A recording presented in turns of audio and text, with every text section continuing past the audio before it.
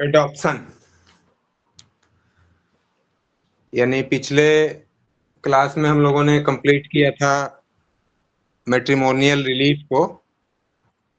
और matrimonial relief में हम लोगों ने बात की थी डिवोर्स, जुडिशियल सेपरेशन और कंजुगल राइट्स। और उसी रिलीफ का पार्ट था वॉइड एंड वॉइडेबल मैरिज, तो उसको हम लोगों ने पहले ही मैरिज के साथ कंप्लीट कर लिया था। तो आज का हम लोगों का टॉपिक है, अगर बात की जाए अगर आपके सिलेबस से, तो सिलेबस में आपका एक यूनिट है लिजिटिमेसी ऑफ चाइल्ड या चिल्ड्रेन। तो लिजिटिमेसी को हम लोगों ने लगभग कंप्लीट किया था और उस तरह से फॉर्मली तो बात नहीं की थी, लेकिन उसका मतलब ये है कि जो भी वॉइड और वाइडेबल मैरिज के चाइल्ड होंगे उन्हें लिजिटिमेट चाइल्ड की तरह ट्रीट किया जाएगा, यानी उन बच्चों का कोई दोष नहीं है तो उनको पनिश नहीं किया जाएगा, यानी प्रॉपर्टी के रिगार्डिंग या किसी भी और रिगार्डिंग उनको पनिशमेंट नहीं मिलना है। इसका मतलब कि उनको लेजिटिमेट चाइल्ड माना जाएगा। वाइड और वाइडेबल मैरिज से जो चाइल्ड बर्न होंगे उनका स्टेटस बना रहेगा, बस ये है कि वो ज्वाइंट फैमिली की जो प्रॉपर्टी होगी उसमें उनका कोई इंटरेस्ट नहीं होगा। ये है उसका पूरा ओवरऑल मैटर। और उसकी बात की गई है section 16 of Hindu marriage act. अब आ जाते हैं हम लोग एडॉप्शन पे। एडॉप्शन आपका एक अलग यूनिट है और ये अलग आपका एक्ट भी है, यानी हिंदू मैरिज एक्ट आपने कंप्लीट कर लिया जो भी आपके सिलेबस में था। और अब आप बात करने जा रहे हैं Hindu adoption and maintenance act की। Hindu adoption and maintenance act, तो ये पूरा एक्ट एक अलग एक्ट है 1956 का। और इसमें बेसिकली दो कंसेप्ट इन्वॉल्व है, यानी एक एडॉप्शन का और दूसरा मेंटेनेंस का, कि कब किन परिस्थितियों में कौन व्यक्ति मेंटेनेंस के लिए एलिजिबल होगा या कब किसे राइट होगा मेंटेनेंस का और किसकी लायबिलिटी होगी मेंटेनेंस देने की। और पहला पार्ट इसका है एडॉप्शन, यानी कब कोई व्यक्ति किसी दूसरे व्यक्ति या बच्चे को अपने साथ जोड़ सकेगा एज ए सन या as a father, father and son का रिलेशन क्रिएट कर सकेगा दो अनजान व्यक्तियों के बीच में। अब हम बात करें कि एडॉप्शन का मतलब क्या है, तो एडॉप्शन की सिंपल मीनिंग है, जैसा कि इसकी वर्डिंग से ही पता चल रहा है, कि एडॉप्ट करना किसी ऐसी थिंग्स को, ऐसी वस्तु को। और यहाँ चूंकि बच्चे की बात हो रही है तो हम बच्चे के सेंस में बात करें तो किसी ऐसे बच्चे को अपने साथ जोड़ना जो नेचुरली हमारा नहीं है। इसका मतलब transplantation of a person from one family to other family, यानी एक फैमिली से जिसमें बच्चे का एक्चुअली जन्म हुआ, जहाँ की उसने नेचुरली बर्थ ली, वहां से दूसरे फैमिली में उसका ट्रांसप्लांटेशन हो रहा है। ये मेन मैटर है लीगली अगर बात की जाए। अब इसके बाद दूसरे तरह से अगर और इसी को अगर कहने की कोशिश की जाए तो adoption is a legal way for create parent child relationship, यानी वही जो मैंने पहले बात की, पिता पुत्र के रूप में रिलेशनशिप क्रिएट करने को आप एडॉप्शन कहते हैं। The legal act whereby an adult person take a minor into the relation of child and thereby acquires the rights and incurs the relationship of a parent in respect to such minor। तो कुल मिला के मुद्दा यह है कि जब कोई व्यक्ति जो शादीशुदा व्यक्ति है, विवाहित व्यक्ति है, उसके पास बच्चे नहीं है, तो वो किसी दूसरे व्यक्ति के बच्चे को अपने बच्चे के रूप में जब अपनाता है तो उसी को हम कहते हैं एडॉप्शन।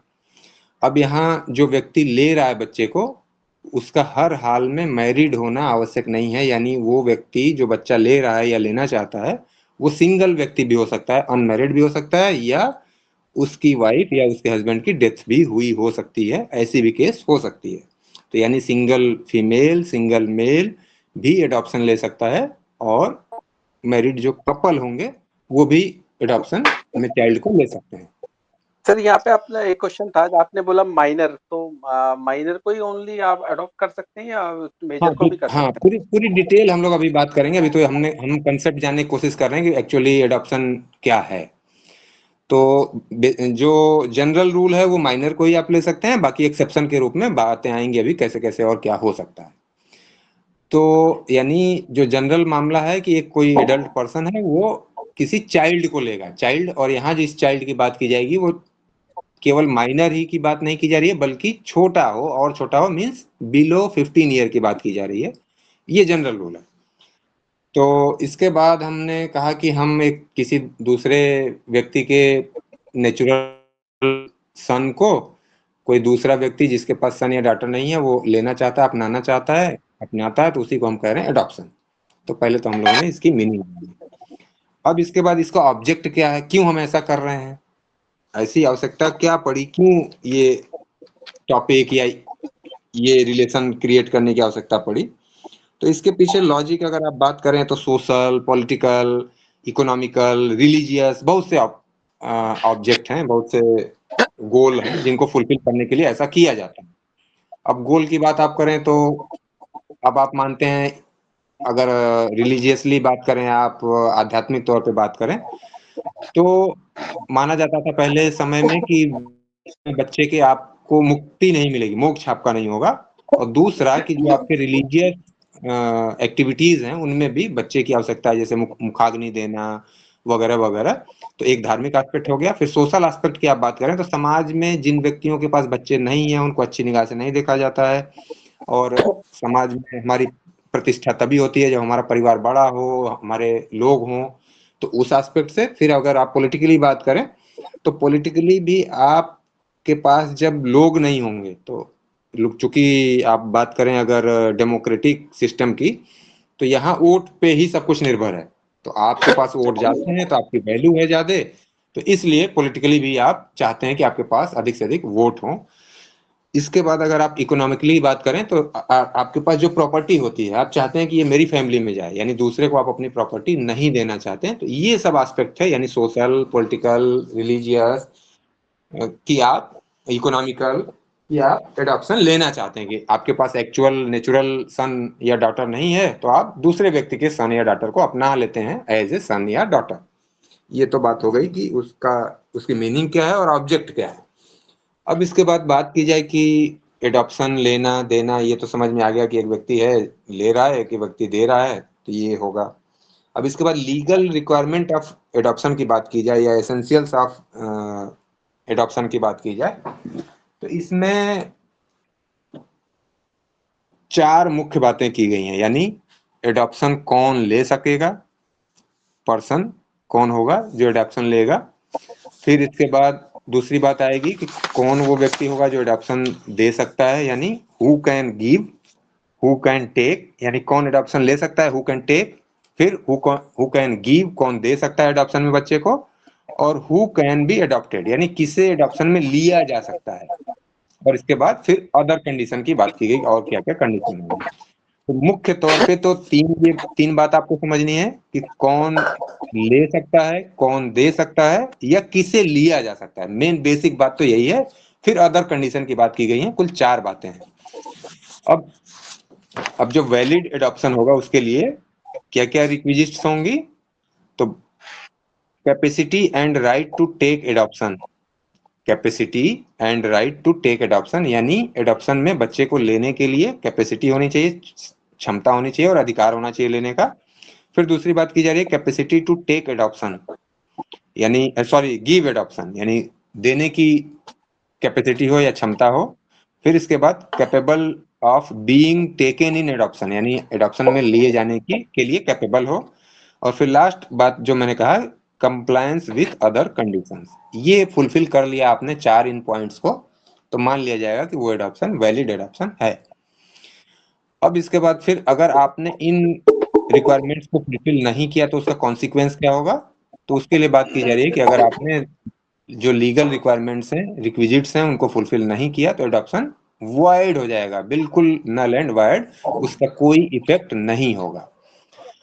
अब बात करें कि capacity and right to take adoption में क्या क्या होना चाहिए, तो अब वही जैसा कि मैंने कहा कि हु कैन टेक, यानी कौन एडॉप्शन ले सकता है।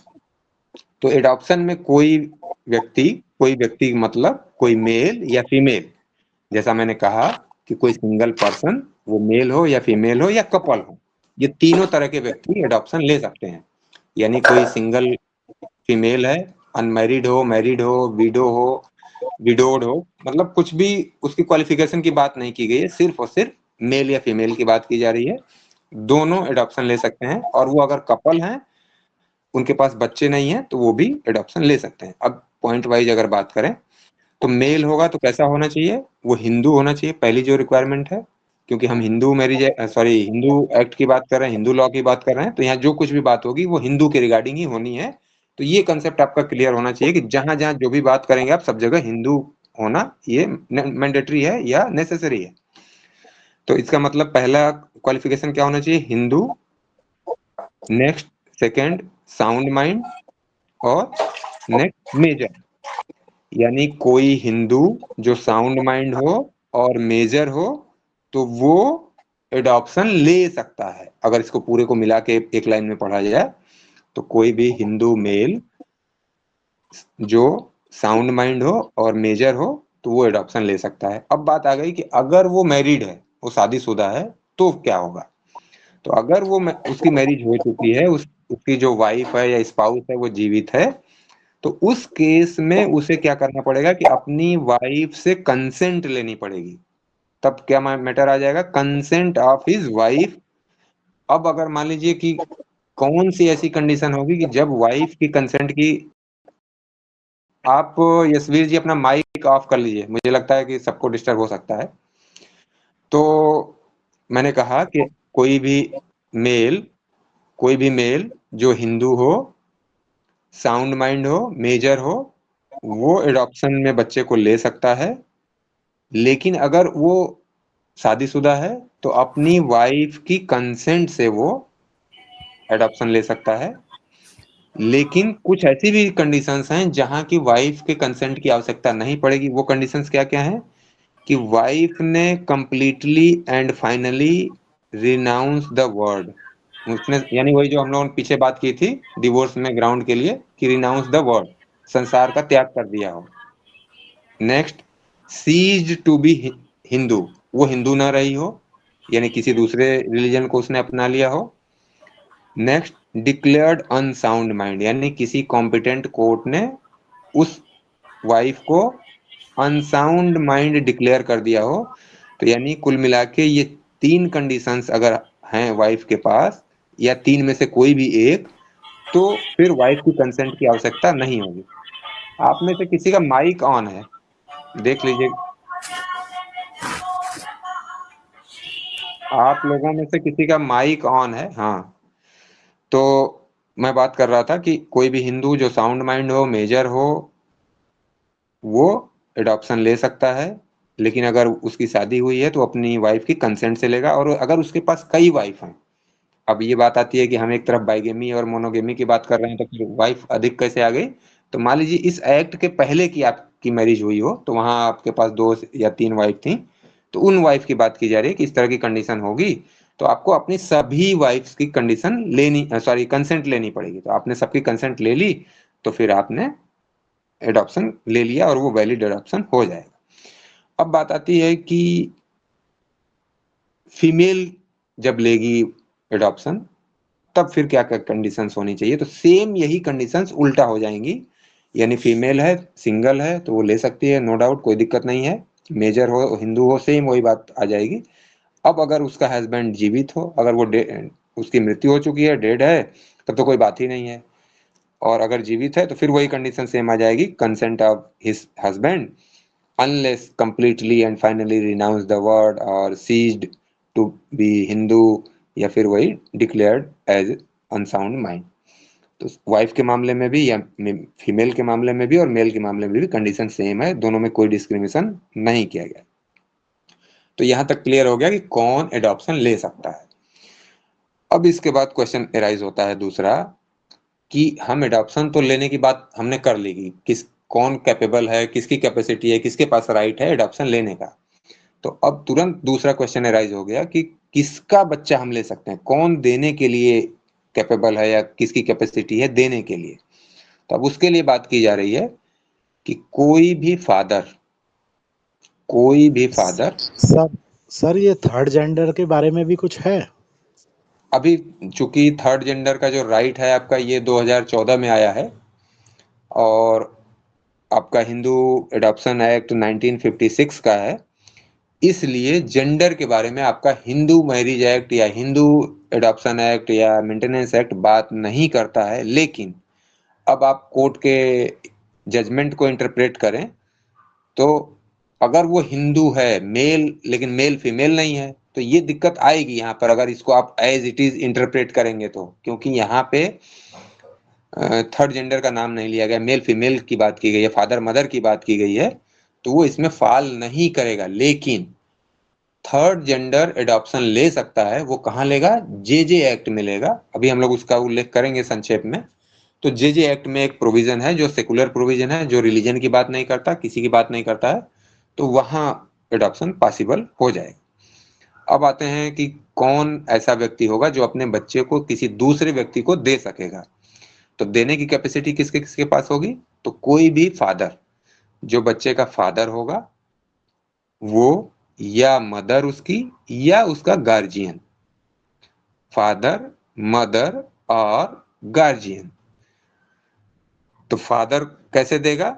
विथ कंसेंट ऑफ मदर, यानी स्वाभाविक रूप से जिस व्यक्ति के पास बच्चा होगा, तो बच्चे का मतलब है कि उसके पास कपल होंगे, उसके माता और पिता, यानी उसके पेरेंट्स होंगे, पेरेंट्स का मतलब उसके माता और पिता होंगे। तो पिता अगर फादर दे रहा है एडॉप्शन में बच्चे को, तो मदर की कंसेंट से देगा, और मदर दे रही होगी तो फादर की कंसेंट से। अगर फादर की डेथ हो गई हो तो मदर दे सकती है, लेकिन अगर वो जीवित है तो कंसेंट से, यानी दोनों में फिर वही इक्वालिटी की बात है, दोनों कर सकते हैं। अब उनकी कंडीशंस क्या क्या है? फादर दे रहा है एडॉप्शन में बच्चे को तो विथ कंसेंट ऑफ मदर, यानी कंसेंट की, मदर की कंसेंट से दे रहा है।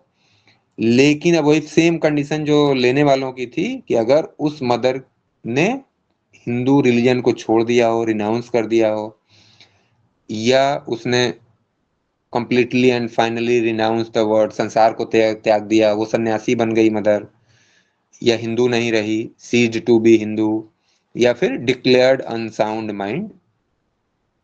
तो तीन कंडीशन में कंसेंट की जरूरत नहीं पड़ेगी मदर की, फादर डायरेक्ट एडॉप्शन में दे सकता है। अब इसके बाद अगर बात हो गई, जैसे कि पहले हम लोगों ने बात की थी कि अगर कई मदर हैं तो सर सभी की सर हाँ सर, ये जो डिक्लेयर्ड अनसाउंड माइंड है, इसमें कोर्ट से डिक्लेयर होना जरूरी है?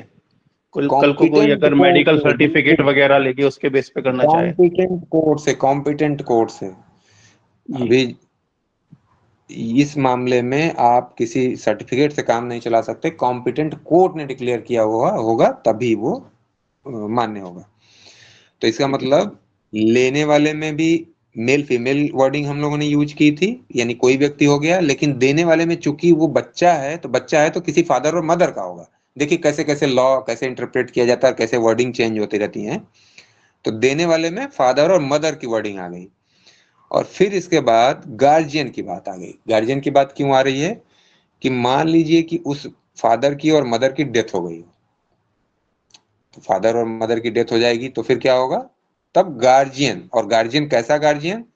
कि या तो उसे फादर ने अपॉइंट किया हो, या मदर ने अपॉइंट किया हो, या फिर कोर्ट ने अपॉइंट किया हो। इन तीन के द्वारा अपॉइंटेड गार्जियन होगा, तब उस गार्जियन के द्वारा एडॉप्शन दिया जा सकता है। अब इसके बाद क्या क्या बातें हुई, गार्जियन कब दे सकता है, और मदर के बारे में मैंने कहा कि मदर में भी वही कंडीशन सेम अप्लाई हो जाएंगी फादर वाली, कि मदर भी दे सकती है विथ कंसेंट ऑफ फादर। और फिर वही बात हो गई कि अगर फादर को डिक्लेयर कर दिया गया अनसाउंड माइंड, या फिर फादर जो है वो हिंदू नहीं रहा, या फाइनली रिनाउंस कर दिया उसने वर्ड को, तब फिर फादर की कंसेंट के बिना भी वो दे सकती है। और या तो फादर या मदर की डेथ हो गई हो तब वो फादर दे सकेगा बिना कंसेंट के, या तब वो मदर दे सकेगी। अब इसके बाद हम आते हैं गार्जियन पे। तो गार्जियन में हमने बात की कि फादर के द्वारा अपॉइंटेड हो, या मदर के द्वारा अपॉइंटेड हो, या फिर कोर्ट के द्वारा अपॉइंटेड हो। पहली तो कंडीशन ये हो गई कि वो गार्जियन कैसा होना चाहिए, इन तीन में से किसी के द्वारा अपॉइंटेड होना चाहिए। तो फादर या मदर ने विल कर दी हो पहले ही अपने जीवन काल में ही कि हाँ मेरे बच्चे के लिए फला गार्जियन होंगे, तो ऐसा गार्जियन हो, या फिर उन गार्जियन की डेथ के बाद कोर्ट ने गार्जियन अपॉइंट कर दिया हो। तो अब इन तीन दशाओं वाले जो गार्जियन होंगे वो एडॉप्शन में बच्चे को दे सकते हैं। और कैसे बच्चे को देंगे, ये भी ध्यान रखने वाली बात है कि या तो उस फादर और मदर की डेथ हो गई हो, अब उस बच्चे के फादर और मदर ना हो, क्योंकि मदर भी होगी तो मदर को राइट हो जाएगा, फादर भी सिंगल जीवित होगा तो फादर को राइट है, तो इसलिए दोनों की डेथ हो चुकी हो।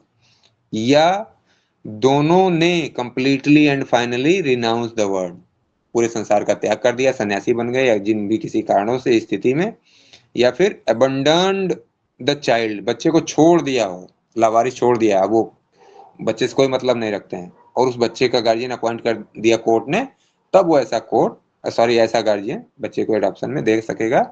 फिर नेक्स्ट क्या कहा गया, डिक्लेयर्ड अनसाउंड माइंड, उन दोनों फादर और मदर को अनसाउंड डिक्लेयर कर दिया गया। Next, parentage of the child is not known, उस बच्चे के गार्जियन का पता ना हो, पता ही नहीं कि उसका गार्जियन कौन है। वो बच्चा मान लीजिए कहीं मिला और उस व्यक्ति ने जो गार्जियन है उसका पालन पोषण किया और उसका कोई अता पता नहीं, तब इन स्थितियों में वो guardian previous permission of the court से पहले परमिशन लेगा, फिर परमिशन के बाद उस बच्चे को किसी दूसरे व्यक्ति को एडॉप्शन में दे सकता है और खुद अपने आप को भी दे सकता है, एज ए गार्जियन अपने आप को ही एडॉप्शन में दे सकता है, to any person including the guardian himself, यानी दूसरे व्यक्ति को भी और खुद को भी एज ए गार्जियन एडॉप्शन में उस बच्चे को दे सकता है। और ये जब गार्जियन द्वारा बच्चे का एडॉप्शन दिया जाना या लिया जाना हो रहा होगा, तब कोर्ट किस बात को कंसीडर करेगा, पैरामाउंट कंसिडरेशन ऑफ चाइल्ड, बच्चे का जो सर्वोपरि हित होगा उसको ध्यान में रखते हुए कोर्ट उस व्यक्ति को परमिट करेगा देने के लिए। तो दो लोगों की क्वालिफिकेशन हम लोगों ने जानी। पहला, हु कैन टेक। सर ये तो गार्जियन का बताया आपने कि गार्जियन कैसे एडॉप्शन देगा अपने आप को। तो वो बच्चे के साथ अगर गार्जियन देता है तो मतलब जो भी अडॉप्ट करेगा वो दोनों को ही अडॉप्ट करेगा फिर। नहीं, मेरी बात समझिए, इस तरह का हो सकता है जैसे आजकल कोई इन्फेंट मतलब ऐसे कूड़े में फेंक दिया तो उसका नहीं वो क्वेश्चन जो मैं समझ पा रहा हूँ, अगर उन्होंने जो पूछा कि गार्जियन अपने आप को कैसे एडॉप्शन देगा, ये क्वेश्चन था। यस हाँ सर, तो यस सर वो उसको मिल हाँ, गया तो इस क्वेश्चन का आंसर ये है, लीगल पेरेंट तभी बन पाएगा जब कोर्ट के सामने फैक्ट रखेगा। इस क्वेश्चन का आंसर ये है कि मान लीजिए कि एक व्यक्ति है एक व्यक्ति है, मान लीजिए राम है, तो राम के रूप में एक व्यक्ति है, इसमें कोई डाउट नहीं है, उसकी अपनी एक पर्सनालिटी है, उसके अपने लाइबिलिटीज हैं और ड्यूटीज हैं और राइट्स हैं। लेकिन वो व्यक्ति जब किसी दूसरे व्यक्ति का गार्जियन अपॉइंट किया जाता है तो एज ए गार्जियन अब उसकी दूसरी पर्सनालिटी क्रिएट हो गई। कैसे क्रिएट हो गई कि जैसे एक व्यक्ति है एक पर्सन के रूप में और कंपनी का डायरेक्टर के रूप में, और कंपनी की अपनी पर्सनालिटी अलग है, डायरेक्टर की पर्सनालिटी अलग है। ये बात आप मेरी समझ पा रहे हैं? Yes sir. तो अगर ये बात आप समझ पा रहे हैं तो इसका मतलब दो पर्सनालिटी है उसी व्यक्ति की। व्यक्ति एक ही है, उसकी पर्सनालिटी दो हो गई, यानी एक अपना सामान्य व्यक्ति के रूप में, जैसा कि मैंने कहा कि राम श्याम जो भी था वो उस रूप में उसकी एक पर्सनालिटी थी। दूसरा, जब वो गार्जियन अपॉइंट कर दिया गया तो एज ए गार्जियन उसकी एक पर्सनालिटी अलग हो गई।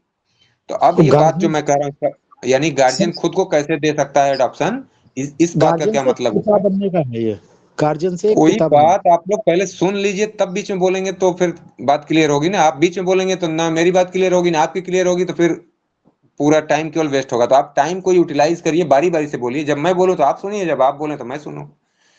तो मैं जो कहने की कोशिश कर रहा हूं कि गार्जियन के रूप में एक पर्सनालिटी हो गई, एक राम श्याम के रूप में जो पहले से उसकी पर्सनालिटी थी वो थी। तो जब गार्जियन ने राम श्याम को उस बच्चे को दे दिया तो गार्जियन के रूप में अपनी पर्सनालिटी में, उस कैपेसिटी में, गार्जियन की कैपेसिटी में वो बच्चा दे रहा है राम और श्याम को, जो उसकी पहले की अपनी कैपेसिटी थी एक पर्सन के रूप में, उस रूप में उसने उस बच्चे राम और श्याम को दे दिया। तो यानी जब राम श्याम के रूप में जो उसकी पर्सनालिटी है वो नेचुरल पर्सनालिटी है, वो पहले से थी उसके पास, और एज ए गार्जियन उसकी लीगल पर्सनालिटी है जो कोर्ट ने या उसके बच्चे के जेन्युइन फादर और मदर ने क्रिएट कर दी। तो जो क्रिएटेड पर्सनालिटी है वो दे रही है नेचुरल पर्सनालिटी को।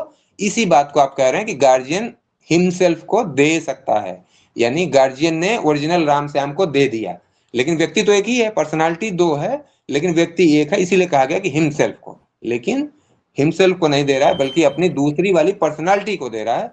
अब आप लोगों का कोई कंफ्यूजन डाउट हो तो आप पूछिए, या क्लियर हो गया हो तो बताइए। मतलब कोई राइट नहीं रह जाएगा ना बाद में हैंड ओवर के बाद? किस तरह का? मतलब जो गार्जियन है वो कोर्ट से अपॉइंटेड है, तो कोर्ट से वो गार्जियन अपॉइंटेड है, तो क्या कोर्ट बीच में चेक नहीं करता कि आप किसी और को हैंड ओवर कर रहे हैं बच्चा? तो मैंने तो यही कहा, आपने शायद पूरी बात को समझा नहीं। लॉ को हम इतना लिटरली नहीं समझ सकते हैं, ओवरऑल कंसेप्ट समझिए। जैसे मैंने कहा कि गार्जियन बच्चे को तभी एडॉप्शन में दे सकता है जब पहले ही वो प्रीवियस परमिशन ले ले कोर्ट की। तो ओके खुद को दे रहा होगा तब भी वो प्रीवियस परमिशन चाहिए, दूसरे को दे रहा होगा, कुछ भी कर रहा होगा तो प्रीवियस परमिशन मस्ट है। ओके तो इसका मतलब वो परमिशन पहले ही ले चुका है, तो परमिशन का तो कोई इशू नहीं आ रहा है।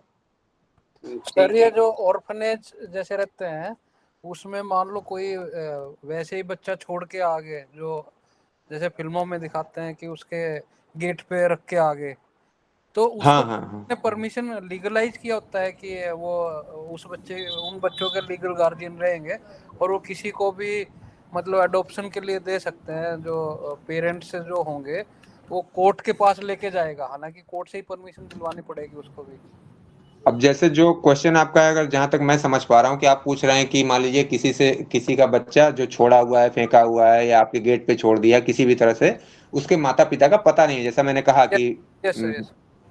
हाँ, तो इस केस में क्या होगा कि जब तक आप व्यवहारिक सांसारिक जीवन में जो आम रोजमर्रा का हमारा जीवन है उसमें अगर बात करें, प्रैक्टिकल लाइफ की बात करें, तो किसी परमिशन की जरूरत नहीं। आप बच्चे को अपने पास रख लेते हैं, उसका अपना मेंटेनेंस करते हैं, टेक केयर करते हैं, तो कोई दिक्कत नहीं है, आप उस वे में बिहेव करें। लेकिन जब आप लीगल कोई रिलेशन क्रिएट करना चाहते हैं या लेन देन करना चाहते हैं, तब सबसे पहली रिक्वायरमेंट हो जाएगी कि उस बच्चे का आप अपने आप को गार्जियन डिक्लेयर करें या कराएं। और कौन करेगा? कोर्ट करेगा, क्योंकि उसके फादर और मदर है नहीं, तो कोर्ट डिक्लेयर करेगा। तो जब कोर्ट ने डिक्लेयर कर दिया तब आप उसे किसी को दे सकते हैं या ले सकते हैं। पहली बात तो ये हो गई जनरल हिंदू एडॉप्शन एक्ट की बात है। लेकिन जब हम जेजे एक्ट की बात करेंगे तो जेजे एक्ट का प्रोविजन थोड़ा सा अलग हो जाएगा, उसकी बात हम लोग लास्ट में करेंगे। तो जेजे एक्ट के प्रोविजन थोड़ा सा भिन्न होंगे, यहाँ के प्रोविजन थोड़ा सा भिन्न होंगे।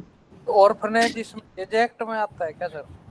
सॉरी, ऑर्फनेज में जैसे अनाथालय है, हाँ, अनाथालय कैसे अडॉप्शन के लिए देगा? तो पहले इसीलिए देखिए, आप पहले मेरी बात समझिए, मेरी बात को सुनने की कोशिश करिए, पूरी बात कंप्लीट होने दीजिए, तब उसके बाद अपना क्वेश्चन करिए। जब मैं हिंदू एडॉप्शन को खत्म कर लूं तब जेजे एक्ट पे हम लोग जाएंगे, बारी बारी पूरी बात सुनेंगे, तब तो कंसेप्ट क्लियर होगा। हर बात में अगर आप क्वेश्चन करेंगे तो फिर वो जेजे एक्ट का रेफरेंस देना पड़ेगा, फिर आप पूछेंगे कि जेजे एक्ट में जाना पड़ेगा। क्लैरिफिकेशन मुझे नहीं पता वो जेजे एक्ट में जो तो मैं अनाथालय। इसीलिए कह रहा हूँ कि आप पहले ध्यान से पूरी बातों को आप लोग सुने, इसके बाद जब मैं आपसे पूछूंगा कि आप अपना कंफ्यूजन और डाउट पूछिए, तब आपको बात समझ आएगी। बीच बीच में अगर आप हर पॉइंट पे क्वेश्चन करेंगे तो आपको प्रॉब्लम ये आएगी, कंसेप्ट क्लियर नहीं होगा, फिर आप पॉइंट सुनेंगे, पॉइंट को कोरिलेट नहीं कर पाएंगे। तो पहले पूरी बात को आप सुन लें ध्यान से, तब क्वेश्चन रेज करें, तो आपके लिए ये बेनिफिशियल होगा तरीका। तो आप सुनिए पहले कि मैंने कहा, हाँ, यहाँ पे एक्चुअली दो कॉन्सेप्ट मेरे को समझ में आ रहा है जो आपने क्लियर किया। पहला तो है कि गार्जियन जो है वो किसी को अडॉप्ट के लिए अनुमति दे देगा अपनी, पहला तो एक है। सेकंड आपने इसके अंदर बोला कि गार्जियन बच्चे को अडॉप्ट करने की अनुमति दे देगा, साथ में अपने को अडॉप्ट करने की, यानी जो एज प्रेजेंट उसका गार्जियन है वही उसका पेरेंट्स बन जाएगा। तो यहाँ पे दो चीज है ना, वही चीज आप बताना चाह रहे हैं कि गार्जियन खुद उसका पेरेंट्स बन जाएगा। तो अगर उसको खुद को एक तो पहले तो उसको गार्जियन बनाया, फिर उसके बाद उसको उसका पेरेंट्स बनना है मतलब अडॉप्शन के थ्रू, तो वो खुद अपने आप को सिग्नेचर करेगा, मतलब जो भी लीगल फॉर्मेलिटी है वो डिक्लेयर करेगा, आज से मैं इसका पेरेंट्स हूँ, गार्जियन नहीं हूँ, तो पूरे राइट्स मेरे हैं इसमें। तो यही कहना चाह रहे हैं ना आप दोनों कॉन्सेप्ट में? हाँ, कि वो उसकी जो पर्सनालिटी है वो चेंज हो जाएगी, गार्जियनशिप से चेंज हो जाएगी as a parent. As a parent sir. हाँ, अभी हम लोग जब बात करते हैं इसके कॉन्सिक्वेंस ऑफ एडॉप्शन, तो उसमें ये बात आ जाती है कि वो फुली जो है वो पेरेंट्स बन जाता है। तो अब इसके बाद इसमें एक चीज और थी, ये जैसे डाइवोर्स के केसेस में जब बच्चा किसी को हैंडओवर होता है तो उसको हम कैसे कनेक्ट करेंगे ऐसे केसेस में? आप लोग टॉपिक को लेकर के कहीं और जा रहे हैं अनावश्यक रूप से। एडॉप्शन में बच्चा कहाँ किसी को दिया जाता है? किसने कहा कि बच्चा दिया जाता है? किसको दिया जाता है? जैसे डाइवोर्स हो जाता है तो बच्चा मदर के पास चला जाता है। ये किसने कहा आपको मदर के पास चला जाता है? ये तो आप मनगढ़ंत चीजें लेके आ रहे हैं। बच्चा जो कोर्ट डिसाइड करेगा कि उसका पैरामाउंट कंसिडरेशन किसके पास है, वो फादर या मदर के पास रहेगा। तो दे कहाँ दिया जाता है? वो तो मदर का ही है, फादर का ही है, तो दिया कहाँ जा रहा है? जैसे अगर डाइवोर्स किसी ने लिया, फादर या मदर के पास बच्चा आ गया, तो इन फ्यूचर भी क्या उसको एडॉप्शन के प्रोसेस में जाना आपकी जो पड़ता है? वर्डिंग है वो मैं खुद ही नहीं समझ पा रहा हूँ। बच्चा आ गया, कहाँ आ गया? बच्चा तो उन्हीं का है ना। नहीं नहीं, मैं डाइवोर्स सर, में तो कोर्ट वो मैं कस्टडी ये का कह रहा हूँ सर, जो एडॉप्शन नहीं रहता, वो कोर्ट कस्टडी रहता है। तो कस्टडी में मतलब टेक केयर कौन करेगा? यहाँ पे एडॉप्शन का पहले मतलब उसको अपना खुद आप बुला लोग लेना। अपने जो प्रैक्टिकल क्वेश्चंस हैं उन क्वेश्चंस को आप लोग बिल्कुल बंद करें और मेरी नहीं नहीं बात को सर, सुने, एडॉप्शन को पहले समझें। डिवोर्स में और वो मैं समझा नहीं पा रहा हूँ। मैं कह रहा हूँ कि तो जैसे नहीं समझा पा रहे तो मेरी बात तो सुनिए, पहले एडॉप्शन को जी जी समझिए, इसके बाद अपने क्वेश्चन समझाइएगा। लास्ट में जब मैं टाइम बोलूंगा कि अब आप अपने क्वेश्चन पूछिए, क्योंकि ओके अगर सर। इस तरह से आप खुद सोचिए इस बात को कि आप सर 25 लोग सुनाओ, हैं, आप मान लीजिए सुनाओ अपने सर, इसमें एक एक प्लीज क्वेश्चन कैरी ऑन। पूछेंगे तो ये टॉपिक का क्या होगा? पहले भाई इस सभी टॉपिक को साथी बात समझिए, सुने, जो ये सर क्लास दे रहे हैं वो तो बात सुनो यार। पहले आप आप इस बात सर को शुरू सुन करें। लें, समझ लें, इसके हाँ, बाद क्वेश्चन रेज करें। अपना एक पॉइंट अपने पेपर पे लिख लेंगे, मुझे ये क्वेश्चन पूछना है, फिर लास्ट में पूछ लीजिए, कोई इशू नहीं। आप आधा घंटा पूछिएगा, कभी मैंने टाइम का कोई इशू रेज ही नहीं किया कि अब 8:30 बज गया या ये टाइम हो गया। आप पूछिए, कोई दिक्कत नहीं है, लेकिन पहले उस टॉपिक को तो समझ लीजिए कि बात क्या हो रही है, किस सेंस में हो रही है, तब इसके बाद क्वेश्चन पूछिए। चलिए आ जाते हैं अब अपने टॉपिक पे। यानी हमने बात की कि हु कैन टेक, यानी कौन व्यक्ति है जो एडॉप्शन ले सकता है। फिर हमने बात की कि कौन दे सकता है। तो देने वाले में हम लोगों ने बात की फादर, मदर, गार्जियन, 3 लोगों की। और लेने वाले में हम लोगों ने बात की या तो वो सिंगल मेल हो सकता है, सिंगल फीमेल हो सकती है, या फिर वो कपल हो सकते हैं। अब इसके बाद बात होगी किसे लिया जा सकता है, यानी हु कैन बी अडॉप्टेड, किसे एडॉप्ट किया जा सकता है वो व्यक्ति। अब बात हो रही है तीसरे व्यक्ति की, जो यानी एडॉप्शन में 3 लोग सीन में हैं। इस कहानी में जो एडॉप्शन की कहानी हम लोग कर रहे हैं, बात कर रहे हैं, उस पर चर्चा कर रहे हैं, उस एडॉप्शन की कहानी में 3 पार्टीज हैं, मेन 3 पार्टीज हैं। कौन कौन पार्टी है? एक लेने वाली, एक देने वाली, और एक जिसे लिया जा रहा है। तो 3 पार्टीज की चर्चा हो रही है, उनकी कैपेसिटी की, उनकी क्वालिफिकेशन की बात हो रही है। तो पहले 2 लोगों की हम लोगों ने बात कर ली, जो लेने वाला था उसकी बात की हम लोगों ने, फिर देने वाले की भी बात हो गई। अब हम लोग बात कर रहे हैं कि जिसे दिया जा रहा है, जिसे बच्चे के रूप में दिया जा रहा है या लिया जा रहा है, उसकी बात करें। तो किसे लिया जा सकेगा? एनी पर्सन, कोई व्यक्ति है जिसे लिया जा सकेगा बच्चे के रूप में। वो मेल हो सकता है, वो फीमेल हो सकती है। और मेल फीमेल कैसा होगा? चाइल्ड होगा। चाइल्ड मतलब मेजर नहीं होगा। तो मेजर जो व्यक्ति 18 साल से कम का होगा उसे आप चाइल्ड कहते हैं। जनरल परिभाषा जो डिफिनेशन है चाइल्ड की वो यही है कि बिलो 18 ईयर। लेकिन यहाँ जो हिंदू एडॉप्शन एक्ट में बात की जा रही है वो बिलो 15 ईयर्स की जा रही है। और एक एक शब्द की बात हम लोग करेंगे, कुछ भी छूटेगा नहीं, बस आप सुनते चलिए आराम से। तो यानी एनी पर्सन, और पर्सन का मतलब वो मेल या फीमेल हो सकता है। फिर नेक्स्ट क्वालिफिकेशन उसकी क्या होनी चाहिए? वो हिंदू होना चाहिए। हिंदू हो, नॉट ऑलरेडी बीन अडॉप्टेड। और वो कैसा पर्सन होना चाहिए? जिसका पहले से ही एडॉप्शन नहीं हुआ हो। यानी अगर पहले से ही वो अडॉप्टेड सन है तो उस सन का फिर से अडॉप्शन नहीं हो सकता। ये एक उस पर बार लगा हुआ है कि अडॉप्टेड सन या डॉटर को फिर से अडॉप्ट नहीं किया जा सकता।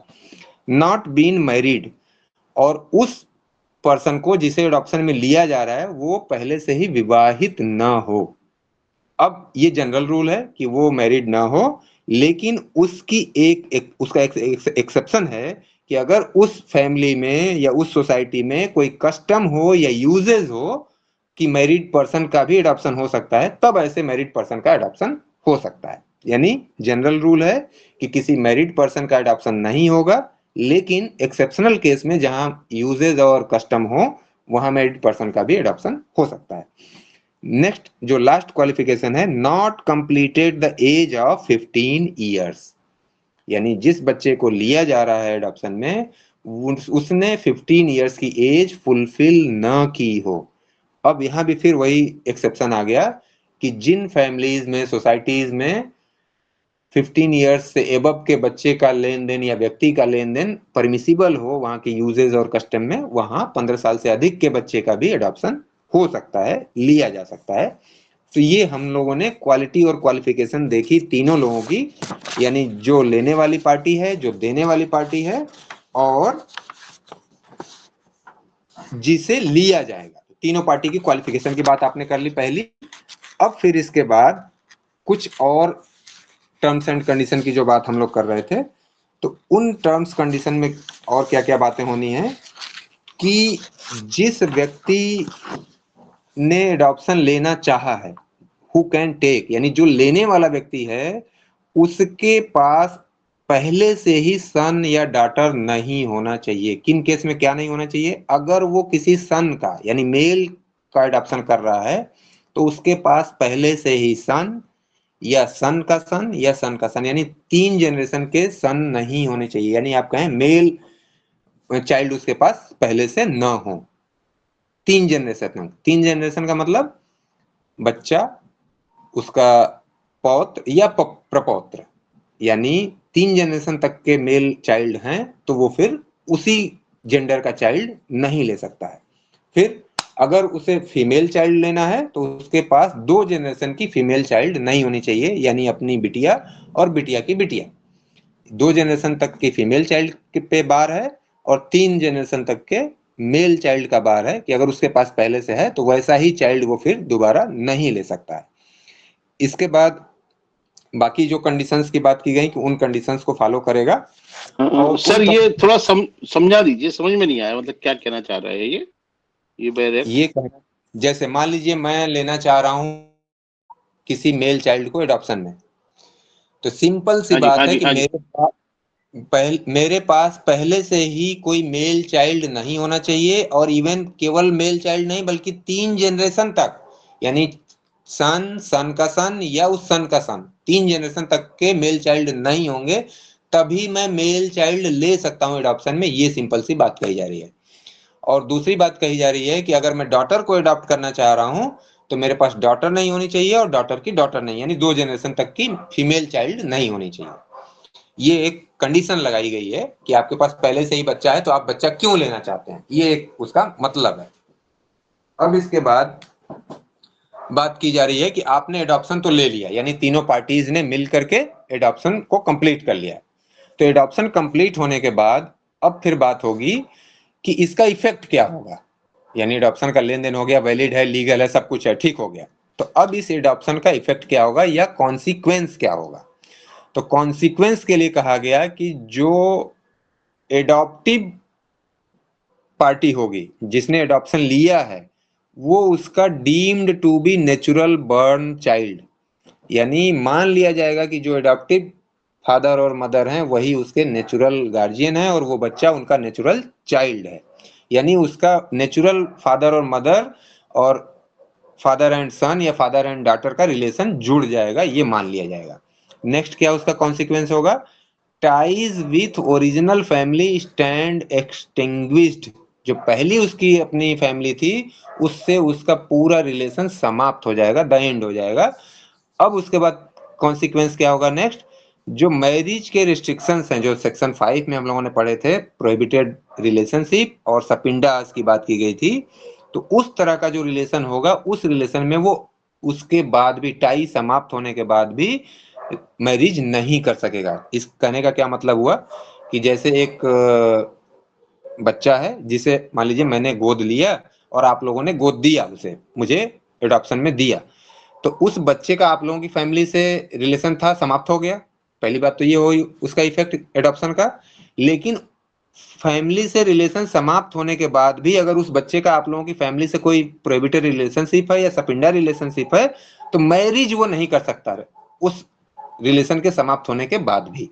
अब इसके बाद नेक्स्ट क्या बात की जा रही है कि अगर कोई प्रॉपर्टी पहले से ही उस बच्चे में वेस्ट कर रही थी, जैसे वहां वो उस फैमिली में था आप लोगों की फैमिली में और वहीं उसके पास कोई प्रॉपर्टी थी, जैसे उसके दादा ने, उसके फादर ने, उसके किसी रिलेटिव ने उसको कोई प्रॉपर्टी दी थी तो उसके नाम से थी प्रॉपर्टी, तो अब उस बच्चे का संबंध आप लोगों के परिवार से समाप्त हो रहा है, वो मेरे परिवार में आ रहा है, तो मेरे परिवार में आने के नाते उस प्रॉपर्टी से वो वंचित नहीं होगा, यानी संबंध तो समाप्त हो गया लेकिन प्रॉपर्टी उसकी अपनी बनी रहेगी। इसका मतलब डिवेस्ट नहीं की जाएगी प्रॉपर्टी उससे।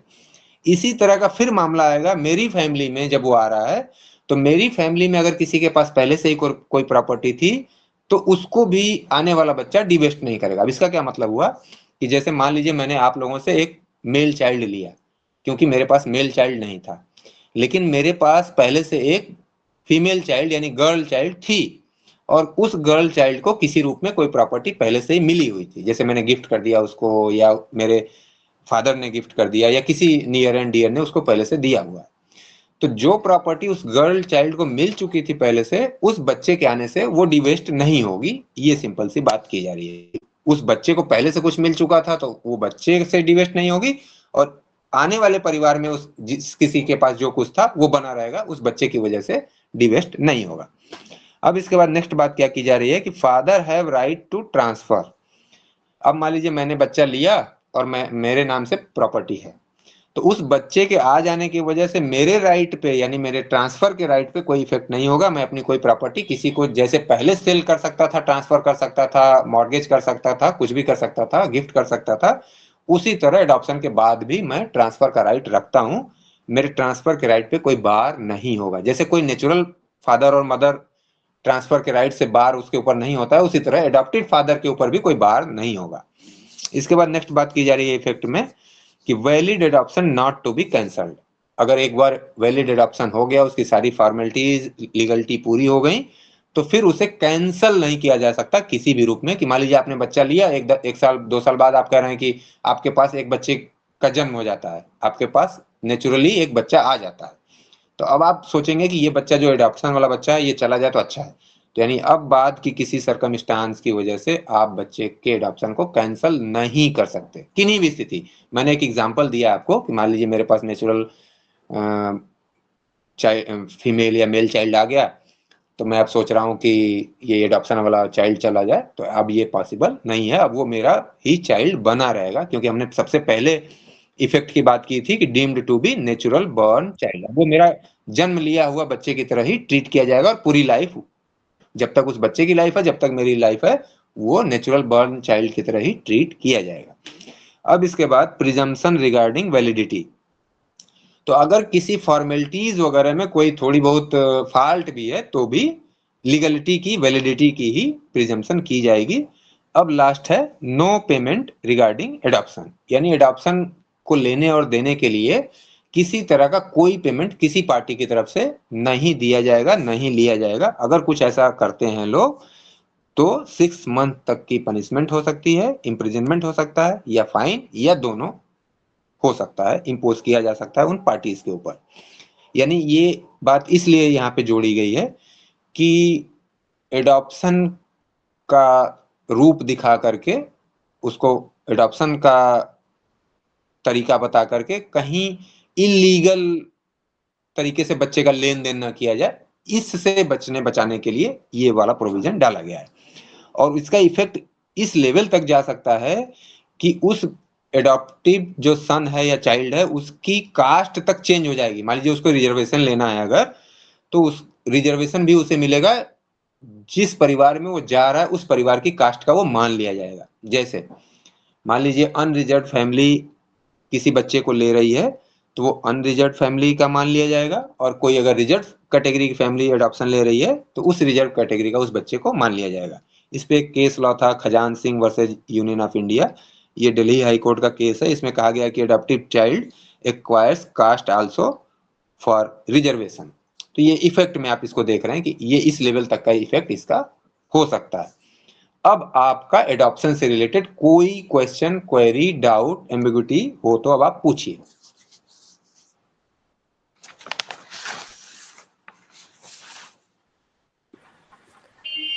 सर सिंगल मेल हो तो सिंगल मेल ये है कि अडॉप्ट में फीमेल नहीं ले सकता ना, वो ये रूल है।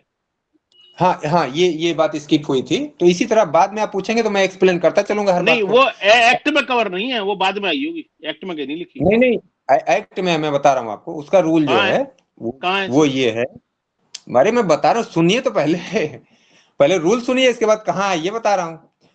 उसका रूल ये है कि अगर कोई मेल कोई पर्सन अपोजिट सेक्स को एडॉप्ट करना चाहता है, यानी अपोजिट मतलब मेल फीमेल को लेना चाहता है, फीमेल मेल को लेना चाहता है, तो दोनों के बीच में जो गैप होगा वो 21 ईयर का गैप मिनिमम होना चाहिए। यानी मेल अगर गर्ल चाइल्ड को ले रहा है तो मेल मान लीजिए 40 साल का है, तो कम से कम 21 साल का गैप हो, यानी कि तब उसका सही है। लेकिन अगर वो मान लीजिए खुद अपने 20 साल का है और गर्ल चाइल्ड को ले रहा है 2 साल की गर्ल चाइल्ड को, तो ये परमिसेबल नहीं है। कम से कम 21 साल का गैप होना चाहिए। इसी तरह फीमेल अगर किसी मेल चाइल्ड को लेना चाहती है तो उसमें भी 21 साल का गैप होना चाहिए। और अगर मेल मेल को ले रहा है, फीमेल फीमेल को ले रही है, तब इस तरह के किसी गैप की कोई बात नहीं की गई। चलिए, और जहां तक आप पूछ रहे हैं कि ये कहाँ मेंशन है, तो सेक्शन 11 में जहां अदर कंडीशंस की बात की गई है वहीं पे ये मेंशन। और बताइए, किसी का कोई डाउट, क्वेश्चन, क्वेरी हो तो। सर कास्ट के साथ रिलीजन भी चेंज हो जाएगा? नहीं, रिलीजन चेंज नहीं होगा, क्योंकि लेने वाला भी हिंदू होगा, देने वाला भी हिंदू होगा, बच्चा भी हिंदू होगा, तभी अडॉप्शन होगा Hindu adoption and maintenance act में। बाकी फिर वो मैटर जेजे एक्ट में चला जाएगा। पहले आप यहाँ तक क्वेश्चन अपनी क्वेरी पूछ लीजिए, फिर जेजे एक्ट की भी हम लोग थोड़ी सी बात करेंगे। सर ये जो पहले गैप बताया आपने, वो सिंगल मदर या जो भी फादर लेता है उसमें अप्लाई होगा ना गैप? अगर हाँ, अगर मेल ले रहा है तो फीमेल चाइल्ड पे अप्लाई होगा, और फीमेल ले रही है तो मेल चाइल्ड पे अप्लाई होगा। अगर दोनों मिल के ले रहे हैं फिर गैप वाली कोई बात नहीं होगी। लेकिन फिर भी ये बात वहां आ सकती है, क्योंकि फादर अगर ले रहा है, मदर की कंसेंट से ले रहा है, जनरली तो वो बात नहीं आएगी। जहां कपल हैं तो वहां जनरली ये बात नहीं है, क्योंकि ये बात फिर वही बात, जैसा कि मैंने कहा कि ये इलीगल ट्रैफिकिंग को बचाने के लिए या एब्यूज को बचाने के लिए, उन सब पर्पजेस से ये चीजें जोड़ी गई हैं। तो जहां कपल का मैटर आएगा, इस तरह के मैटर की बात नहीं होगी, इसलिए उसकी बात नहीं की जाएगी। सर ये विशेष, अब मैं जो डाइवोर्स वाली बात कर रहा था, जब किसी का डाइवोर्स होता है तो कस्टडी बच्चे की किसी जो भी डाइवोर्स है तो मदर या फादर किसी एक के पास चली जाती है। हाँ, कस्टडी जाती है। अब देखिए, आप सही वर्डिंग यूज कर रहे हैं, कस्टडी जाती है, बच्चा इधर उधर दिया नहीं जाता है। तो जो सर वही है ना, तो सर वो कस्टडी चले गए तो कस्टडी के बाद भी जो उनके पास राइट रहते हैं वो बिल्कुल नेचुरल पेरेंट की तरह रहते हैं, या फिर उसमें बाद में एडॉप्शन करना पड़ता है अगर कहीं और शादी किया तो? देखिए, मैटर ये है कि जो आपके नेचुरल रिलेशंस हैं वो चेंज नहीं होते हैं, और केवल डिवोर्स तो एक सिस्टम है अपनी लाइफ को चलाने का। आप लॉ को छोड़ दीजिए, आप जनरल वे में अपने फैमिली को, अपने सोसाइटी को, अपने रिलीजन को जनरल वे में देखिए कि जो रिलेशंस जिसके हैं, अभी इसी एडॉप्शन में ही देखिए कि बच्चा आ गया तो पुरानी फैमिली से उसका टाई अप खत्म हो गया, लेकिन उसके बाद भी प्रॉपर्टी जो उसके पास है बनी रहेगी, रिलेशन जो प्रोहिबिटेड रिलेशनशिप है वो बनी रहेगी, सपिंडा रिलेशनशिप बनी रहेगी। तो इसका मतलब रिलेशन नहीं खत्म हो रहा है, एक सिस्टम है, एक व्यवस्था बनाई जा रही है कि दोनों हस्बैंड और वाइफ साथ नहीं रह सकते, तो अलग रहने के लिए उनको एक व्यवस्था दे दी गई। बाकी रिलेशन फादर और मदर का बच्चे के साथ दोनों से बना रहेगा, वो कहीं भी समाप्त नहीं हो रहा है। इसलिए फिर से एडॉप्शन लेने की या लीगली रिलेशन जोड़ने की कोई आवश्यकता नहीं है। सर इसमें मैं ये क्वेश्चन पूछना चाह रहा हूँ, हाँ। जब एक बच्चा मान लो सेपरेटेड हो गए पेरेंट्स, उनकर एक मदर के पास वो बच्चा है और वो उसको अडोप्शन पे देना चाहती है, तो उसे तब भी फादर की कंसेंट लेनी पड़ेगी? बिल्कुल लेनी पड़ेगी। जो एक्ट के आपकी वर्डिंग है, वर्डिंग क्या बोल रही है? वर्डिंग कहीं डिवोर्स का जिक्र नहीं कर रही है, सीधे सीधे कह रही है कि या तो फादर हो ना, यानी डेथ हो गई हो उसकी, या वो अनसाउंड माइंड हो, या फिर उसने रिनाउंस कर दिया हो वर्ड को, या फिर वो हिंदू ना रहा। हिंदू ना रहा लग रहा था, मैं तो कंफर्मेशन चाह रहा था सर आपसे। बिल्कुल कोई नहीं, आपको कोई कंफ्यूजन हो निश्चित पूछिए, लेकिन वही है कि थोड़ा सा बाद में पूछें ताकि आपको भी अच्छी तरीके से पूछ रहा हूँ अब तो सर। हाँ बिल्कुल। नहीं, मैं दूसरा क्वेश्चन मेरा ये है सर, मान लो आपने कहा कि एक बार बच्चे का यदि अडॉप्शन हो गया तो उसका दोबारा अडॉप्शन नहीं हो सकता। मान लो मैंने एक बच्चा अडॉप्ट कर लिया, लेट इट बी, और मैं अब मेरी पोजीशन इतनी नहीं है मैं उसका भरण पोषण कर सकूं, तो मैं उसको दूसरे को अडॉप्ट के लिए नहीं दे सकता? जैसे आपका कहना है कि आपने एक बच्चे को अडॉप्ट किया और फिर आपके पास दूसरा बच्चा हो गया, या क्या फिर बाद वाली बात नहीं? मेरी पोजीशन ऐसी होगी कि मैं उसको पालन पोषण ना कर पाऊं। अच्छा, आपका क्वेश्चन है कि आपने एक बच्चा अडॉप्ट किया, उसके बाद आपकी पोजीशन खराब हो गई। यस। तो अब आप चाहते हैं कि मैं उस बच्चे को किसी दूसरे को अडॉप्शन में दे दूं, जिससे कि वो सरवाइव कर सके अच्छी तरह। हाँ। अब आप बात को ध्यान से सुनिए। जैसे मान लीजिए आपका कोई नेचुरल बॉर्न सन है या डॉटर है, तो आपकी स्थिति खराब हो जाएगी, तो आप उस बच्चे के साथ क्या बिहेव करेंगे? नहीं, मैं तब तो अडॉप्ट करने के लिए दे सकता हूं, क्योंकि मैं पहले टाइम होगा मेरे पास, कोई दिक्कत नहीं है। दे सकते हैं, लेकिन आप ऐसा नहीं करेंगे कि आप बच्चा दूसरे को दे दें, वही उसका उपाय है। तो नहीं, सेम वो वही उपाय तो नहीं है, एक ऑप्शन है। हाँ, तो ऑप्शन है, तो इसलिए आपके इन ऑप्शंस के लिए आपकी परिस्थितियां खराब हो गई, तो ये सुप्रीम कोर्ट का डिसीजन है कि आप मेंटेन करने के लिए बाउंड हैं, चाहे वो वाइफ हो चाहे बच्चा हो। आप ये कह करके नहीं बच सकते कि मेरी स्थिति खराब हो गई। अगर आप कैपेबल हैं, आप मेंटली फिजिकली कैपेबल हैं अर्निंग के लिए, तो आपको अर्निंग करनी होगी और अपने जो नियर और डियर हैं उनका मेंटेनेंस करना होगा। आप बाउंड हैं, आप ये कह करके नहीं बच सकते कि अब मैं बच्चे को अडॉप्शन में फिर से देना चाहता हूँ। सारे लूपहोल बंद कर दिए हैं, मतलब बेसिकली सारे लूपहोल्स उन्होंने चोक कर दिए हैं। हाँ, बंदा इधर हाँ, उधर। सर इसी में तो वही हाइपोथेटिकल क्वेश्चन, अगर जैसे सिंगल पेरेंट ने अडॉप्ट किया था और वो हाँ, हाँ, अनसाउंड माइंड का हो जाता है, क्या हो जाता है? पेरेंट अनसाउंड माइंड का हो जाता है, हाँ, हाँ, हाँ, तो उस केस में जो है कि बच्चे को फर्दर जैसे कोर्ट की परमिशन से मान लो कोई एनजीओ केस करके एडॉप्शन के लिए दे सकती है। अच्छा, अब Adopted इसका वो दे देगी वो दे देगी। इस आपके इस क्वेश्चन का आंसर मुझे लगता है जेजे एक्ट की बात करूंगा तो उसमें आ जाएगा। अब इसके बाद 2-3 पॉइंट इसमें छूटे हुए हैं, जहां तक मुझे लग रहा है मैं स्किप कर रहा था। जैसे सर अगर एक बार स्प्लेंडा रिलेशनशिप रिपीट करना, शुगर डैडी। हाँ, पहले मेरी इस बात को आप सुन लेने तो शायद स्किप हो जाए, कि जैसे मैंने कहा कि कई मदर हैं तो सभी मदर की कंसेंट लेनी होगी, एक बात तो ये क्लियर हो गई। लेकिन उन मदर की क्या कंडीशन होगी? जैसे मान लीजिए मैं फादर हूं और मैंने बच्चे को अडॉप्ट किया और मेरे पास 3 वाइफ हैं, तो उन मदर्स की क्या कंडीशन होगी, क्या रिलेशन होगा उस बच्चे के साथ? तो इसमें बात है, जो लीगलिटी है, कि जो सबसे एल्डर या सबसे बड़ी जो वाइफ होगी मेरी, वो यानी सीनियर मोस्ट वाइफ जो होगी, वो उसकी रियल मानी जाएगी, और जो दूसरी तीसरी वाइफ होंगी वो उसकी स्टेप मदर मानी जाएंगी। ये इफेक्ट कहें आप या उसका कॉन्सिक्वेंस कहें, जिस रूप में भी जाने आप, ये उनकी वाइफ की अपनी कंडीशन है। हाँ, अब आप बताइए क्या पूछ रहे हैं। तो सर इसी कंडीशन में मैरिज में कौन सा सबसे बड़ी मदर वाले रिलेशन तो छोड़ने पड़ेंगे उसको, लेकिन जो सेकंड थर्ड मदर हैं उनके गोत्र की लड़की से मैरिज कर सकता है वो? फिर जब स्टेप मदर वाला थोड़ा सा मैं स्किप कर रहा हूँ, रिकॉल नहीं कर पा रहा हूँ कि वहां जो सगोत्र की बात की, सॉरी, सपिंडा रिलेशनशिप और प्रोहिबिटेड रिलेशनशिप की बात की गई है, वहां कहीं कहीं स्टेप मदर और फादर की बात आई है, तो वो थोड़ा सा मैं स्किप कर रहा हूँ। नेक्स्ट चेक करके मैं कंफर्म को बता दूंगा आपको कि स्टेप मदर या जो हाफ ब्लड और फुल ब्लड की बात की गई है वो इसमें कवर होता है या नहीं कवर होता है, कंफर्म करके मैं आपको बताऊंगा। ओके सर, बाकी ओके और सर। किसी कोई क्वेश्चन एक लास्ट क्वेश्चन। बिल्कुल बिल्कुल पूछिए। जो एक्सप्लेन करो जी एक बार। जो अनाथालय है, हाँ, हाँ, हाँ, अनाथालय मतलब वो कैसे, क्योंकि उसमें तो हिंदू वालों के या उसका कोई वो टैग है नहीं, बट उससे भी बच्चे अडॉप्शन के लिए दिए जाते हैं। हाँ, अब आप आ जाइए जेजे एक्ट पे, तो आपकी बात क्लियर हो जाएगी। अब जेजे एक्ट की अगर बात की जाए तो juvenile justice care and protection of children act, ये पहले पुराना एक्ट था 2001 का, फिर 2015 में इसे नए तरीके से बनाया गया, तो इस एक्ट को हम जानते हैं जेजे एक्ट 2015। तो इस जेजे एक्ट में, यानी ये एक्ट का पहले आप मेन क्रक्स समझ लें तो आपको बात समझ आएगी। ये एक्ट इसलिए बनाया गया कि जो छूटे हुए बिछड़े हुए बच्चे हैं, या आप कहते हैं कि अरफन बच्चे हैं, घुमंतू बच्चे हैं, तो उन बच्चों के केयर एंड प्रोटेक्शन के लिए ये बनाया गया मेनली। और दूसरा इसका एस्पेक्ट था कि जो बच्चे अपराध की तरफ बढ़ जाते हैं तो उनका केयर एंड प्रोटेक्शन कैसे किया जा सके, तो इन 2 पर्पज से इस एक्ट को बनाया गया था।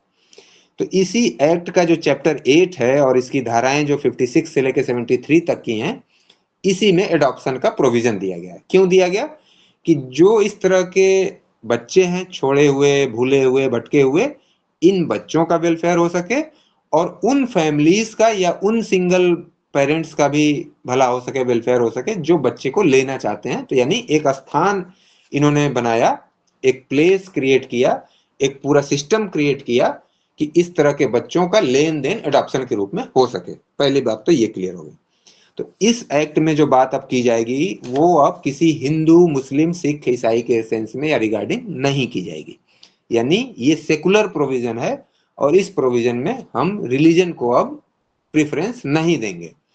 तो यानी जो जनरल रूल है, जो personal as per personal Muslim law की बात आप करें तो वहां एडॉप्शन का कंसेप्ट नहीं है, यानी मुस्लिम एडॉप्शन को रिकॉग्नाइज नहीं करते हैं। लेकिन उसके बाद भी मुस्लिम भी जे एक्ट के तहत अपना बच्चा एडॉप्शन में दे भी सकते हैं और ले भी सकते हैं, उस एक्ट में सब कुछ परमिसिबल है। अब इसके बाद ये प्रोसीजर चलता कैसे है जे एक्ट का? सर ये तो कौन सा सेक्शन है सर? 56 से लेके 73 तक। और अगर आप हिंदू एडॉप्शन की बात करें तो वो बातें सब की गई हैं सेक्शन 5 से लेकर के सेक्शन 17 तक। और जो सेक्शन 6 से लेकर के 17 तक वो वैलिडिटी की बात करता है, और सेक्शन 5 जो है वो वाइड एडॉप्शन की बात करता है। वो कह रहा है कि अगर ये जो नीचे वैलिडिटी की सारी सेक्शंस हैं या प्रोविजंस हैं, इनको फॉलो नहीं किया गया तो वो एडॉप्शन वाइड हो जाएगा, नल एंड वाइड हो जाएगा, और उसका कोई कॉन्सिक्वेंस नहीं माना जाएगा आई ऑफ लॉ। ये है पूरा आपका एडॉप्शन एक्ट का प्रोविजन, और आपका ये जे एक्ट का है 56 से लेके 73 तक। तो अब जे एक्ट में क्या किया गया कि एक सेंट्रल एडॉप्शन रिसोर्स अथॉरिटी को स्टेब्लिश किया गया, जिसको आप कारा के नाम से जानते हैं, यानी सेंट्रल एडॉप्शन रिसोर्स अथॉरिटी, केंद्रीय दत्तक ग्रहण संसाधन प्राधिकरण। और इसको 1990 में बनाया गया, और पर्पज जैसा कि मैंने पहले ही कहा कि ऑर्फन बच्चे जो हैं उनका वेलफेयर हो सके, और जो गार्जियन लेना और देना चाहते हैं तो एक बीच की संस्था बनाई गई, एक मीडिएटरी सिस्टम बनाया गया कि जहां सबको पता होगा, यानी जो बच्चा देना चाहता है वो वहां कांटेक्ट कर सकता है, और जो लेना चाहेगा वो भी वहां कांटेक्ट कर सकता है। और वो अथॉरिटी ये चेक करेगी कि जो लेना चाहता है व्यक्ति वो जेन्युइन पर्सन है, और जो बच्चे हैं वो सही हैं, उनको दिए जाने लायक हैं, तो उनका लेन देन किया जा सकता है। ये एक जे एक्ट का सिस्टम है जो पैरेलल चलता है। Hindu adoption and maintenance act से उसका कोई कंफ्लिक्ट नहीं है, वो अलग एक इंडिपेंडेंट सिस्टम है। और आपका Hindu adoption and maintenance act ये बिल्कुल इंडिपेंडेंट अपना अलग प्रोविजन है। ये पर्सनल लॉ से रिलेटेड प्रोविजन है हिंदू लॉ वाला, और जे एक्ट सेकुलर प्रोविजन है, वो पूरे आपके सभी सिटीजन्स के लिए और सभी पर्सन्स के लिए। अब यहाँ तक भी आपका कोई कंफ्यूजन डाउट हो तो आप पूछ लीजिए, क्योंकि आपका बार बार जो था कि वो अनाथालय में है, कहाँ है, कैसे, तो उन सब बच्चों के लिए प्रोविजन जे एक्ट में है। सर ये क्वेश्चन है कि हाँ, ऑर्फनेज में जो बच्चे आते हैं वो तो ऑर्फनेज वाले उसमें गार्जियन कैसे बनते हैं? हाउ डू वहाँ गार्जियन? वहाँ किसी गार्जियन की आवश्यकता नहीं है। उस अगर जे एक्ट की आप बात कर रहे हो, तो अगर हिंदू एडॉप्शन की बात कर रहे हो आप, तो वहां का मसला वही, जैसा मैंने कहा, आपने कहा कि गेट पे कोई छोड़ के चला गया, तो गेट पे छोड़ के चला गया तो आपने as a father as a mother उसकी देखरेख की, और आपने अपने सभी रिकॉर्ड में उसको as a father mother declare कर लिया, और किसी ने ऑब्जेक्शन नहीं किया, तो आप नेचुरल उसके फादर मदर हैं, वहां तक तो कोई इशू नहीं है। लेकिन किसी ने ऑब्जेक्शन किया, तब फिर आपको कोर्ट से डिक्लेयर कराना पड़ेगा अपने आप को गार्जियन के रूप में कि इस बच्चे को मैंने पाया था और इसके मदर और फादर का मुझे कुछ पता नहीं है, इसलिए अब इस बच्चे का मुझे गार्जियन डिक्लेयर कर दिया जाए। तब फिर वो प्रोसेस चला जाएगा कोर्ट के पास। और अदरवाइज मैंने अधिकतर देखा है लोगों को कि वो अपने को ही उसका फादर और मदर की तरह ट्रीट करते हैं, स्कूल में उसको अपना फादर के रूप में नाम दे दिया, और जहां कहीं भी बच्चे के रूप में नाम की जरूरत हुई तो उसी बच्चे का आपने नाम दे दिया, तो फिर वो बच्चा आपका है नेचुरल तौर पे। और दूसरा तरीका है कि आप कोर्ट से अपने आप को डिक्लेयर करा लें। सर लीगल वे में अगर देखा जाए, चाहे वो हिंदू एक्ट हो या फिर आपका जो है अकॉर्डिंग अवर कॉन्स्टिट्यूशन हो, तो कहीं पे भी अगर आपको कोई चाइल्ड मिलता है तो उसको आपको रखने के लिए कोर्ट से परमिशन लेनी पड़ेगी ना, उसका पूरा मतलब टेक केयर करने के। वैसे आप कर सकते हो as a human being, but आपको लीगल परमिशन लेनी पड़ेगी ना। तो मैंने तो दोनों बातें कही कि व्यवहारिक तौर में जो समाज में सिस्टम चलता है कि हम रख लेते हैं बच्चे को, अपना लेते हैं, वो तो बात अलग हो गई। लेकिन अगर लीगली आप करना चाहते हैं तो कोर्ट से आपको परमिशन लेनी पड़ेगी। हाँ, तो वही है कि मतलब किसी भी कंडीशन बता दो ना एक बार, वो परमिशन चाहिए हमारे को। नहीं, परमिशन नहीं मिलेगी, पहले ऑर्फनेज को जाएगा, लॉन्ग प्रोसेस है वो, 5-6 साल लग जाएंगे भैया, नहीं मिलेगा। कहानी है वो सब मुद्दा फिर अलग हो जाएगा। हम लोग का मुद्दा वहां तक दूर तक जाने का नहीं है। हम लोग का एक सिंपल, या तो हम लोग प्रैक्टिकल जो पाए हुए बच्चों को आप अडॉप्ट नहीं कर सकते, पाए हुए बच्चों को आप अडॉप्ट नहीं कर सकते, ये है सीधा। एडॉप्शन की बात ही नहीं हो रही, हम लोग तो गार्जियन की बात कर रहे हैं कि एज ए गार्जियन कैसे ट्रीट आप कर सकते हैं, करा सकते हैं अपने आप को। पाए हुए सर बच्चे ये को आप जेजे एक्ट डायरेक्ट में, सर जेजे एक्ट में मान लो कोई बच्चा अडॉप्शन होता है, उसमें तो कोर्ट की परमिशन की जरूरत नहीं, क्योंकि वो अथॉरिटी दे देगी। हाँ, ये डिफरेंस हो जाएगा। वहां पे चूंकि एक अथॉरिटी इसीलिए क्रिएट कर दी गई है, जो कारा की हम लोगों ने बात की, वो कारा का काम ही यही है कि वो ये सब चेक करेगा, देखेगा। वो भी तो एक्ट के द्वारा ही स्थापित है ना सर, तो वो कौशल जुडिशियल टाइप हो गई ना। हाँ बिल्कुल बिल्कुल, इसीलिए वहां पे कोर्ट की फिर अलग से परमिशन की आवश्यकता नहीं है। बहुत टफ है सर, वहां से लेना इज वेरी टफ, मतलब अब वो सब इम्पॉसिबल है। हाँ प्रैक्टिकल एस्पेक्ट हैं सब, वो सब अलग हैं, वो हम लोगों का सब्जेक्ट मैटर नहीं है। हम लोगों का सब्जेक्ट नहीं है, मैटर बट बहुत उसमें अडॉप्शन में दो it's good also for the children, but it took lot of time.